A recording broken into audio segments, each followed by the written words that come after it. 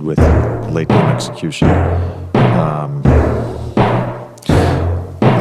No, ain't no party like a Diddy party, so. Yeah, that's what's up. Yeah. Yes, sir. I've been meaning to make this video for the longest time, and it's more relevant now than ever. I feel like I beaten a dead horse with it, but facts are facts. This has to be said. Now, I was listening to, what was it? It was Ticket TV's live stream the other day. It was talking about the reaction to the Bulls beating the hell out of the Lakers. And someone on that panel brought up an interesting point.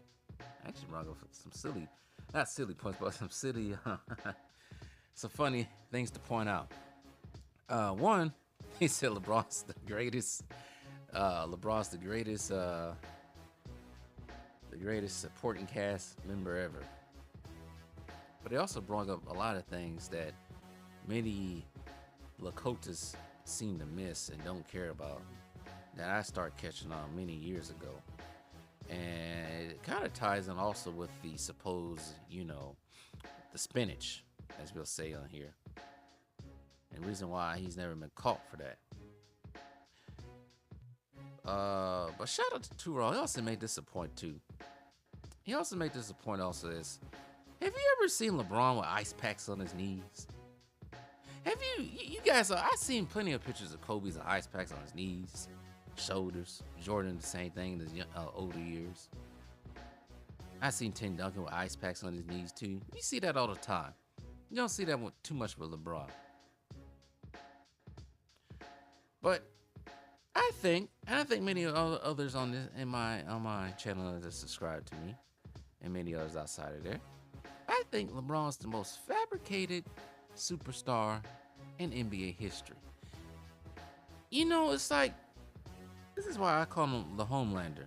Because the Homelander, spoiler alert if you haven't watched The Boys, Amazon The Boys, Homelander is basically, actually all of them are basically artificially generated superheroes. LeBron's an artificially generated superstar.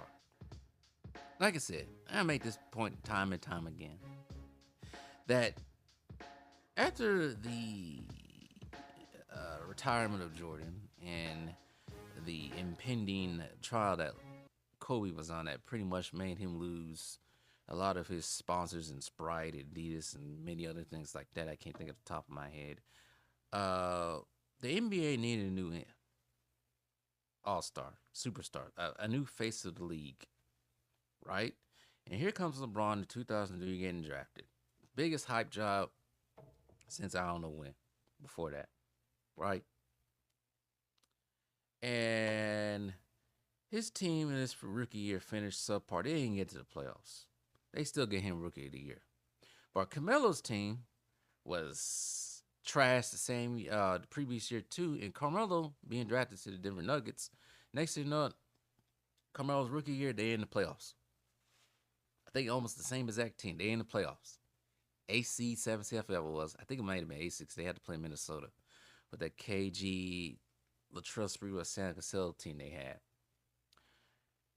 And Carmelo and LeBron's points are quite identical to each other. I think Carmelo averaged a little bit more points. And I think LeBron probably had assist total or assist average probably over Carmelo. But their points, their statistics are very quite similar. But they give it to LeBron, right? And then I would hear it on this panel with Ticket TV that for some reason, I didn't even think about this, that after 2 years of LeBron not making it to the playoffs, all of a sudden, and I think this is also due to other things, they switched up the rules and everything, made the rules a little bit more freer for people like LeBron. Because, LeBron wasn't the best shooter when he came into the league. Yes, he was athletic and drive to the basket, but that can easily be stopped. Like they used to put the wall on Giannis. That's kind of what San Antonio did to LeBron in the '07 finals. They made him into a shooter. They said, "Oh, you ain't gonna be doing that drive into the hole and dunking. No, we're gonna make you into a shooter because we know you're not a good shooter. So we're gonna cut off your point of attack and make you a shooter." And that's basically what they did. And if you look at that NBA Finals, shoot, they talk about that Cleveland team the first time around being trash. If it wasn't for that Cleveland team in that NBA Finals 2007, shoot, they got swept, but the scores wouldn't been as close as they was. If you look at the scores, all four of them games against the Spurs, those are pretty close. With LeBron not doing a damn thing, not really doing what he did previously against the Detroit Pistons that year. Same goes for the 2011. It wasn't for Dwayne Wade carrying the bootstraps. The series would be a lot worse for them. This is Mel and LeBron's MO. That's why some people call him the greatest supporting cast ever. I don't understand how someone can be the GOAT and have the one of the most miserable series ever in 2011, even 2007. I don't get it. I think one of the reasons why they don't want to bust him for whatever supposedly he is taking, allegedly, because they need to keep this lie going. For some reason, I don't know why well, then again, he just won't retire, but I feel like the NBA will be in a better place if they don't have him. I think he's one of the reasons why the NBA is down, because, one, everybody's getting tired of him. And he pretty much ruined some of the competitiveness of the sport as well, because everybody wants to jump on one team and play against weaker teams, which he has done. His whole superstardom, his whole goatness, all of this is a lie. It's a big fat fraud. It's funny, nobody made a big deal about Kareem getting 50,000 points. But all of a sudden, when he touches it, now it's a big deal. You know, plenty of people probably would have caught that too. They would have kept playing like he is, but they knew when their time was up. They continue to keep giving all these people to play around them so they can keep this lie up. And, you know, it keeps failing with these people. And they give you one of the best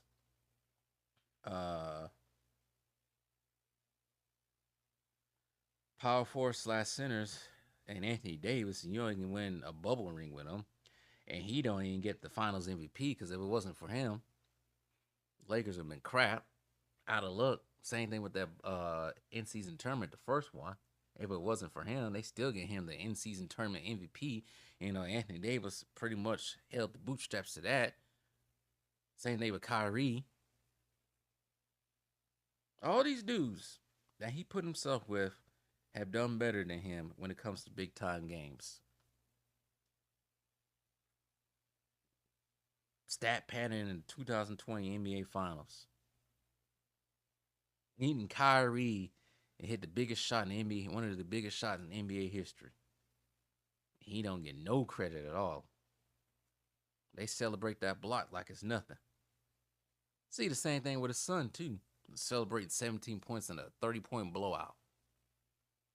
This is everything around this guy is just fabricated, man.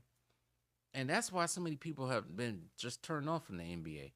They just want him to leave. And like I said, I'm sorry for beating the dead horse, but it's funny. They haven't made a big deal about him missing, 15,000 shots now? They've been very quiet about that, but 50,000 points, it's time to celebrate Turk. It's crazy, but they want to blast Kobe for being a shot chucker and all this other stuff. It's crazy. And at one point in time, I thought they was going to take it away with Steph, with the arrival of Steph 10 years ago. But, of course, the media Clutch Sports had to step in and said, nope, no one's getting it over it. And that's another thing. It's hard to call you a superstar when you got all this media treatment. You got Clutch Sports always in their creepy hands and everything. But you want me to believe you're a superstar, the greatest ever. With all this fabrication all around you. Everything about this guy is fake. Fake numbers.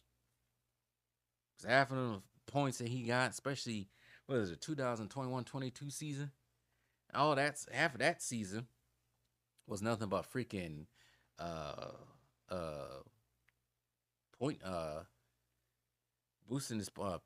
I can't even talk about that. Point shaving, stat padding. I mean, not point shaving, stat padding. Half of that was stat padding to get the pass career. He was still in the game when they was getting blown out. Everything about this guy is fake. Everything. Fake hairpiece. You had to put your son up there. That's even fake. Because we all know he ain't that great. It is. I think some of y'all were with me when I live streamed that the first game with them with I think it was they played the Timberwolves when they had King Griffey Jr. and Senior there. That just seems so forced. Just everything around this guy just fake. I can't stand people being fake.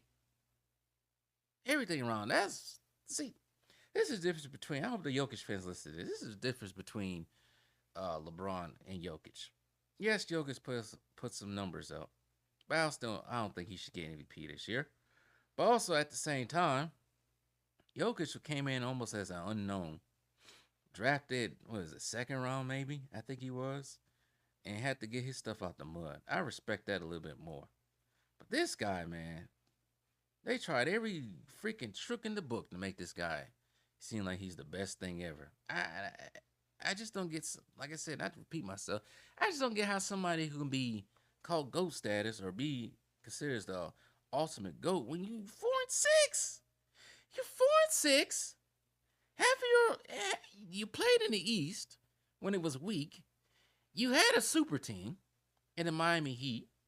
You had a super team in the Cleveland Cavaliers that failed. And you continue to keep trying to build a super team in LA with all these people coming through. So far since you've been in LA, you have had an older Dwight Howard who actually helped him shut down Dwight Howard. I mean, not shut down Nikola Jokic. You had Anthony Davis. You had Luka Doncic. You had Westbrook. You had Carmelo. I don't get it, man. I get it. The closest that's their favorite player. Fine. If that's your favorite player, fine. My favorite player is not even Jordan or Kobe, it's Ray Allen. But I also acknowledge that Jordan is pretty much certified GOAT status. But at the same time, I'm not gonna sit here and say, "Oh, Ray Allen's the GOAT," because that's my favorite player. That make no sense.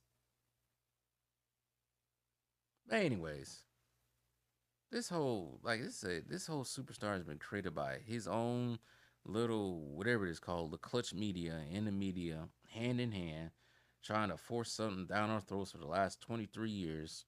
Made this guy seem like he bet the best thing since sliced bread. And the man still can't even pass the person that everybody put as a GOAT. Still ain't even pass Kobe, in my opinion.